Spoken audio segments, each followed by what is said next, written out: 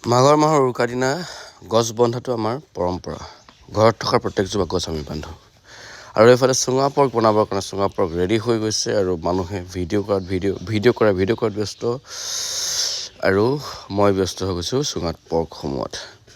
আৰু এয়া হ'ল দৈ। দৈ এবাৰ বাইদেৱে নিজৰ ঘৰত বনাইছে। এইবাৰ আনবাৰৰ দৰে সৰভোগৰ দৈ বিচাৰি মাজুলীৰ দৈ বিচাৰি আমি বজাৰলৈ যোৱা নাই, কাৰণ দৈ নিজে বনাব পাৰি।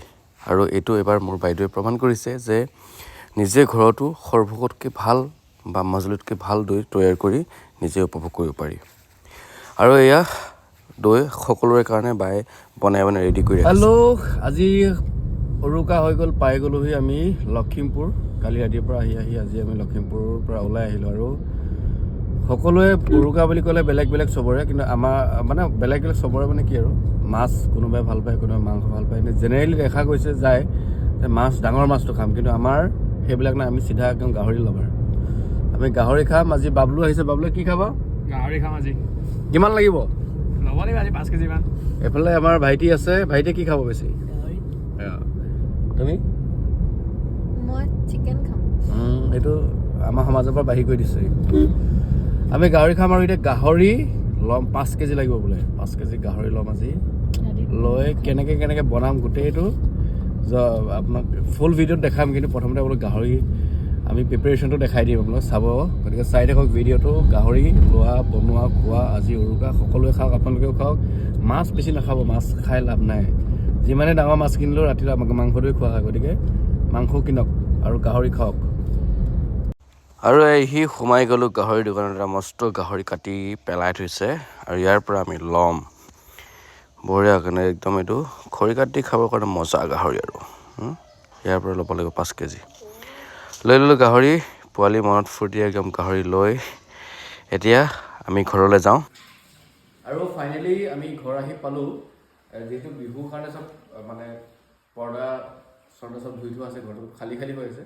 তথাপি মই দেখাবলৈ বিচাৰিছোঁ এটা বস্তু। এইটো বস্তু হ'ল দৈটো যে যিখিনি মই দেখালোঁ সেইখিনি আমি জেনেৰেলি কি হয় মানে সৰভোগৰ দৈ, মাজুলী দৈ, এনেকৈ দৈ ফেমাছ হয়।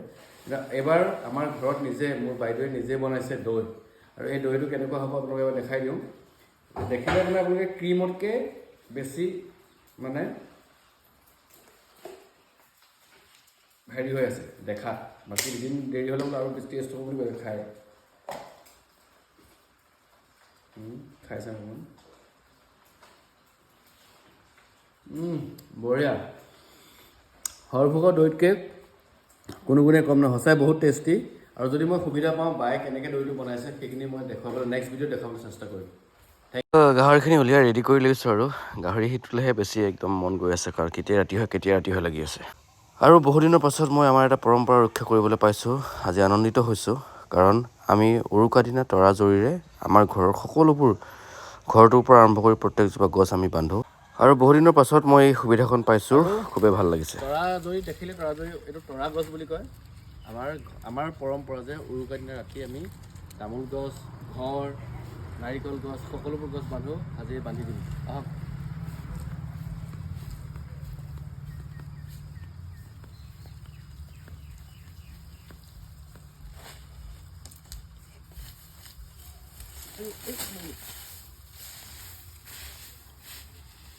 লোকৰ ঘৰলৈ নাযাবি, আমাৰ ঘৰতে থাকিবি। আৰু নাৰিকল সৰহকৈ লাগিবি।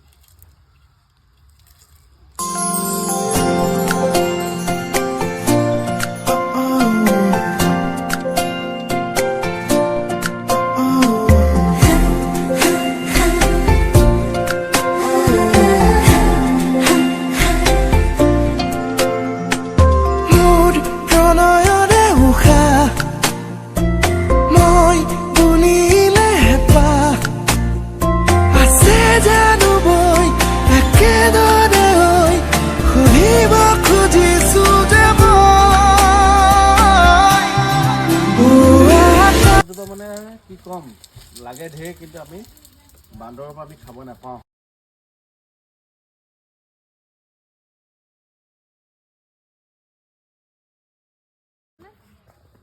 এইফালে ঘৰৰ ধনিয়া ছিঙি আছে। আৰু লাগিব নহ'ব? আৰু লাগিব। এইফালে ধনিয়া, এইফালে বন্ধাকবি, চিঙা নাই তাত মেকানিক কৰি আছে আৰে ধৰ মোক দেখাই দে আৰু এই দুটা আমি চুঙা ৰেডি কৰিছোঁ আজি চুঙা পৰ্ক আমাৰ ঘৰৰ এইবিলাক বকলিও আছে দেই